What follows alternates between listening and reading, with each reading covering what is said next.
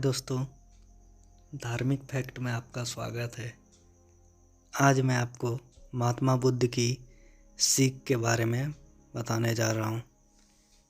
एक स्त्री का एक ही बेटा था, वह भी मर गया तो रोते भी लगती वह महिला बुद्ध के पास पहुँची और उनके पैरों में गिरकर बोली, महात्मा जी, आप किसी तरह मेरे लाल को जीवित कर दें। महात्मा बुद्ध ने उसके प्रति सहानुभूति जताते हुए कहा, तुम शोक ना करो। बुद्ध ने उस महिला को सत्य बताने के लिए सराहना देते हुए कहा, मैं तुम्हारे बेटे को जीवित कर दूंगा, लेकिन एक शर्त है कि तुम किसी ऐसे घर से भिक्षा के रूप में कुछ मांग लाओ जहाँ किसी व्यक्ति की कभी मृत्यु ना हुई हो। उस स्त्री को कुछ तसल्ली हुई और दौड़कर गांव पहुंची। अब वो ऐसा घर खोजने लगी जहाँ किसी की मृत्यु ना हुई हो। बहुत ढूंढा, लेकिन ऐसा कोई घर उसे नहीं मिला।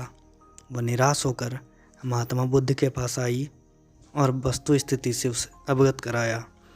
तब बुद्ध बोले, यह संसार चक्र है, यहाँ जो आता है उसे एक दिन अवश्य ही जाना पड़ता है। तुम्हें इस दुख को धैर्यता से सहन करना चाहिए। तब महिला को बुद्ध के वचन समझ आए और उस महिला ने फिर बुद्ध से संन्यास लिया और मोक्ष की राह चलने लगी। दोस्तों, मैं अब दूसरी कहानी पर आता हूँ। एक बार गौतम बुद्ध किसी गांव से गुजर रहे थे। उस गांव के लोगों को गौतम बुद्ध के बारे में गलत धारणा थी, जिस कारण वे बुद्ध को अपना दुश्मन मानते थे। जब गौतम बुद्ध गांव में आए तो गांव वालों ने बुद्ध को भला बुरा कहा और बद्दुआएं देने लगे।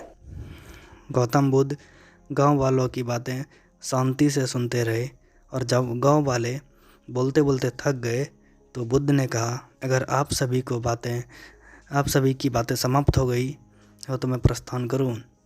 बुद्ध की बात सुनकर गांव वाले को आश्चर्य हुआ। उनमें से एक व्यक्ति ने कहा, हमने तुम्हारी तारीफ नहीं की है, हम तुम्हें बद्दुआएं दे रहे हैं, क्या तुम्हें कोई फर्क नहीं पड़ता? तब बुद्ध ने कहा, जाओ, मैं आपकी गालियाँ नहीं लेता।